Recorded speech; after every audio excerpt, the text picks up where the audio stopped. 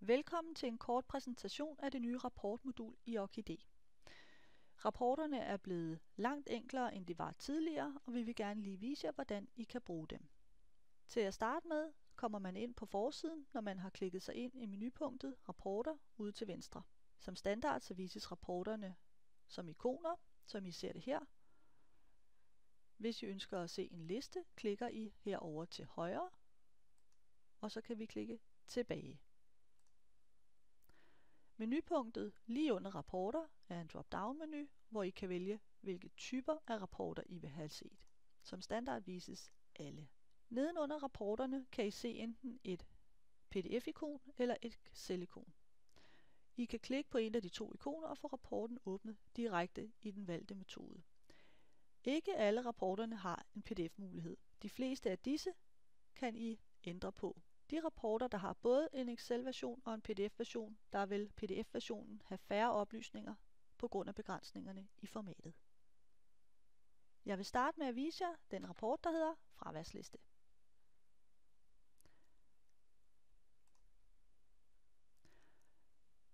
Når man åbner rapporten, kan man se opsætningen af den. Øverst, hvordan du kan åbne den, og her, hvilke informationer indeholder den. Du kan ikke ændre i denne rapport. I boksen nedenunder vil der som standard være vist to datoer, en startdato og en slutdato. Dem kan du ændre, hvis du ønsker at hente rapporten for en anden periode. Åbner du afdelinger, kan du se, at alle afdelinger er valgt. Det vil de også være, hvis du slet ikke havde valgt nogen. Man kan vælge enkelte afdelinger ud i rapporten. Hvis du klikker på Hent Excel og Åbn, kan du se, at rapporten kommer op, så du kan arbejde med de data, der ligger. Vi lukker denne rapport ned og er tilbage og klikker tilbage til oversigt. Den næste rapport, jeg vil vise jer, er rapporten Ansættelse. Den har som udgangspunkt også en række informationer, som er standard, men derudover er der også menupunktet til at fravælge kolonner. Hvis vi klikker på den, har du mulighed for at vælge en masse oplysninger til i din rapport, og kan derved også gemme den bagefter. Du kan også fravælge dem, som standard er valgt til. Lad os tilvælge fødselsdag og køn. Som udgangspunkt handler rapporten om dem, der er ansat per dags dato. I kan også vælge ansat i perioden og selv skrive en start- og en slutdato ind. Markerer I tilføj medarbejdere uden ansættelse, vil rapporten inkludere medarbejdere, der ikke har et ansættelsesforhold. Nederst kan I give opsætningen et navn, hvis det er en rapport, I skal bruge ofte. Vi navngiver den efter dem, vi har tilvalgt, og klikker Gem.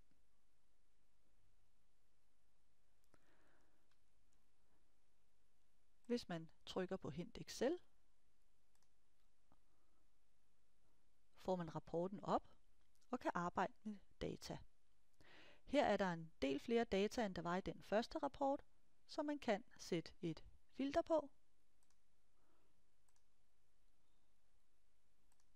og nøjes med at se rapport for udvalgte oplysninger. Jeg lukker rapporten ned.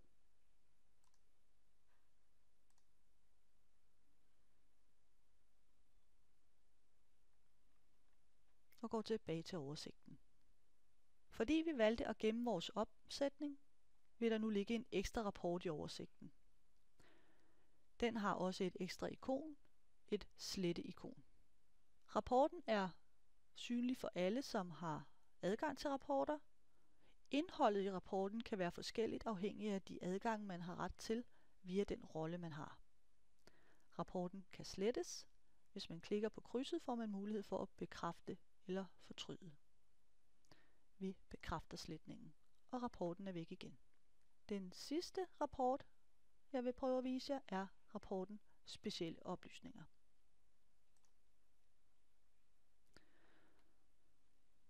Specielle oplysninger er individuelt fra virksomhed til virksomhed, da I selv skal sætte dem op. Den har en række standardinformationer. Det I kan vælge er, hvornår den skal gælde, er det per dags dato eller ansat i perioden, og er det medarbejdere uden ansættelse, der også skal med. Så er der en ekstra boks. De oplysninger, der er i de specielle oplysninger, er det oplysningerne per dags dato, eller er det oplysningerne, der er gældende i en bestemt periode? Er det specielle oplysninger, der er startet op i en bestemt periode? Eller er det specielle oplysninger, der er sluttet i en bestemt periode? Det kan for eksempel være certifikater med et bestemt udløb. Og igen gælder det for enkelte eller alle afdelinger. Og hvilke typer af specielle informationer. Her er der valgt alle, men man kan også fravælge nogen igen og sige, at det for eksempel kun handler om kompetencer. Hent rapporten. Og så er det kun en rapport vedrørende kompetencer, der kommer ud.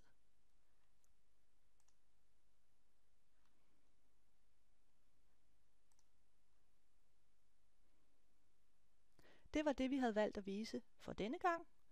Hvis I har flere spørgsmål, så ligger der en vejledning her på Mit Bluegarden, eller I kan kontakte jeres kundecenter. Hej.